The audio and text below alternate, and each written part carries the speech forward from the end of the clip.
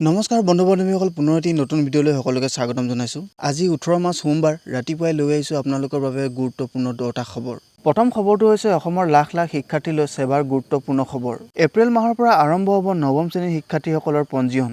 নৱম শ্ৰেণীলৈ উত্তীৰ্ণ হোৱা প্ৰতিগৰাকী শিক্ষাৰ্থী পঞ্জীয়ন কৰাটো বাধ্যতামূলক। পঞ্জীয়নৰ সময়ত উল্লেখ থাকিব লাগিব শিক্ষানুষ্ঠানৰ UDIAC কোড। এইবাৰ 2 নম্বৰ খবৰলৈ আহিছোঁ। ৰাজ্যৰ লাখ লাখ নিবনুৱাৰ বাবে ভাল খবৰ। মুখ্যমন্ত্ৰী হিমন্ত বিশ্ব শৰ্মাই ঘোষণা কৰিছে যে 35,000 পদ মুকলি হৈছে অসমৰ আৰক্ষী বিভাগত। জুলাই মাহতে আৰম্ভ কৰা হ'ব অসম আৰক্ষীৰ ইণ্টাৰভিউ। লগতে মুখ্যমন্ত্ৰীগৰাকীয়ে তৃতীয় আৰু চতুৰ্থ বৰ্গৰ পৰীক্ষা জুলাই মাহতে আৰম্ভ কৰা হ'ব বুলি ঘোষণা কৰে। 3 নম্বৰ খবৰটো হৈছে যিসকলৰ ঘৰত বাহন আছে তেওঁলোকৰ বাবে ভাল খবৰ। এতিয়াৰে পৰা যান বাহনৰ কাম আপুনি ঘৰতে বহি কৰিব পাৰিব।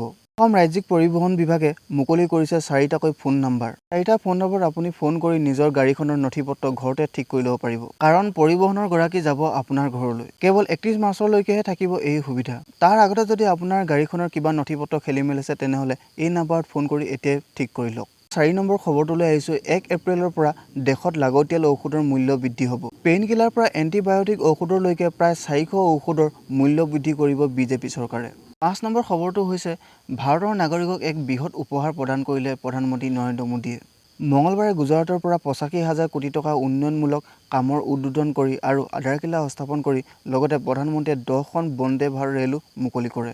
6 নম্বৰ খবৰটো হৈছে ভাৰতৰ প্ৰথমবাৰৰ বাবে স্কুলৰ কোঠাত দেখা পোৱা গ'ল এগৰাকী AI শিক্ষয়িত্ৰী। কেৰালা ৰাজ্যৰ তিৰুৱনন্তপুৰমৰ এখন বিদ্যালয়ত পাঠদান কৰা দেখা পোৱা গ'ল AI শিক্ষয়িত্ৰীগৰাকীক। অসমৰ নিৰ্বাচনৰ ফালৰ পৰা লৈ আহিছোঁ 7 নম্বৰ খবৰটো। অসমৰ মুখ্য নিৰ্বাচনী বিষয়া অনুৰাগ গোৱেলে সংবাদমেলৰ জৰিয়তে কয় যে অসমত 3টা পৰ্যায়ত হ'বলগীয়া নিৰ্বাচনৰ এই পৰ্যন্ত মুঠ ভোটাৰ সংখ্যা হ'ল 2,43,01,960 গৰাকী। তাৰে 1,21,79,358 গৰাকী হ'ল পুৰুষ ভোটাৰ, আনহাতে 1,21,22,188 গৰাকী হ'ল মহিলা ভোটাৰ। ইয়াৰ মাজতে 100 বছৰৰ ওপৰত আছে 4,854 গৰাকী ভোটাৰ। 8 নম্বৰ খবৰটো হৈছে দিল্লী মুখ্যমন্ত্ৰী অৰবিন্দ কেজৰিৱাললৈ পুনৰ ED চমন। 21 মাৰ্চত হাজিৰ হ'বলৈ নিৰ্দেশ মুখ্যমন্ত্ৰীগৰাকীক। বৰ্তমানলৈকে মুখ্যমন্ত্ৰীগৰাকীক আবকাৰী সম্বন্ধীয় গোচৰত 8 বাৰকৈ তলব কৰিছে EDয়ে। 9 নম্বৰ খবৰটো হৈছে জনপ্ৰিয় অভিনেত্ৰী তাৰক মেহতা কা উল্টা চশমা অভিনয় কৰা জনপ্ৰিয় চৰিত্ৰ ববিতাজী অৰ্থাৎ মুনমুন দত্তই অচিৰেই বিবাহপাশত আবদ্ধ হ'ব। জেঠালালৰ পুত্ৰ তপুৰ চৰিত্ৰত অভিনয় কৰা ৰাজ আনন্দৰ সৈতে ইতিমধ্যে মুনমুনৰ বাগদান সম্পূৰ্ণ হৈছে।